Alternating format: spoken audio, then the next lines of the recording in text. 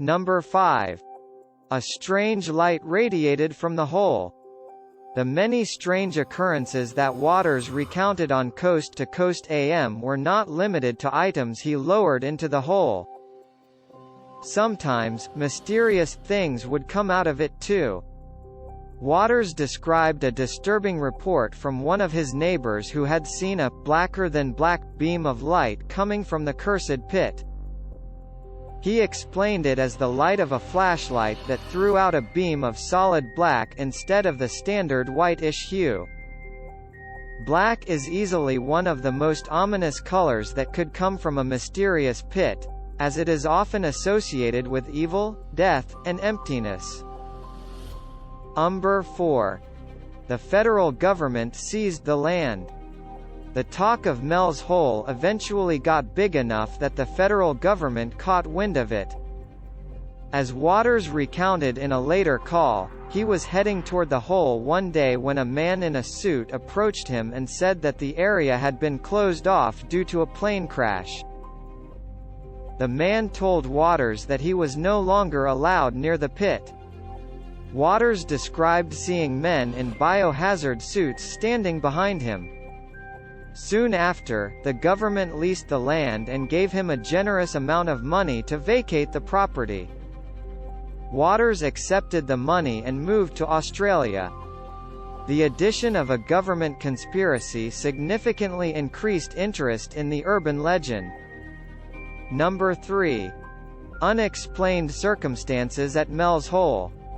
Waters described many of his experiments at the pit, and each one seemed to produce a more unsettling result than the last.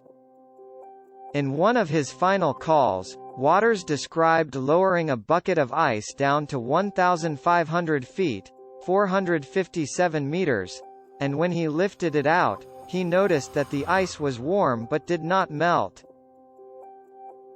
He said it had changed into a flammable substance. The warm ice was not the only time that his experiments defied the laws of science. When he yelled down into the hole, he claimed there was no echo. There was also no sound after large trash items, such as refrigerators or television CRT tubes, were thrown into the pit to confirm that they had hit bottom.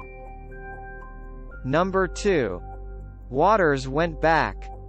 In one of his final calls, Waters claimed he had come back to Washington 2 years after moving to Australia, despite a warning from the government not to return.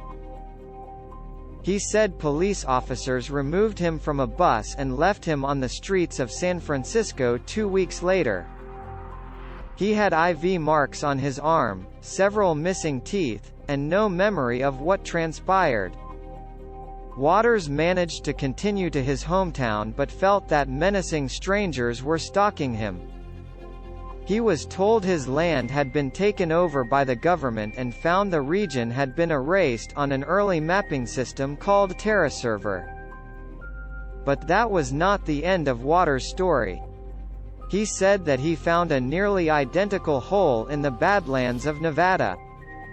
This one had a metal ring that extended down into the ground instead of a brick lining, but his experiments at the site produced similar results. Number 1. Mel's hole is still discussed. Talk about Mel's bottomless holes has remained surprisingly steady since his calls to the radio show all those years ago. The urban legend has been the subject of many chat groups, like Above Top Secret, in 2005. In 2007, more people got to talking about the legend in the Sheffield Forum. In 2008, a tribal medicine man known as Gerald R. Osborne, or Red Elk, kept the legend alive when he claimed to see UFOs flying over the pit. He even suggested it was an underground UFO base. A Facebook poll from the Daily Record asked people whether they believed Mel's hole was real or not in 2012. Some people from Reddit shared coordinates of possible locations and tried to get a group together to find it in 2018. As recently as 2022, it was featured in a podcast called Astounding Legends in May and an article on grunge in November. Like Mel's hole, this urban legend may have no end. For more videos, subscribe to the channel and click the ring bell to get notifications.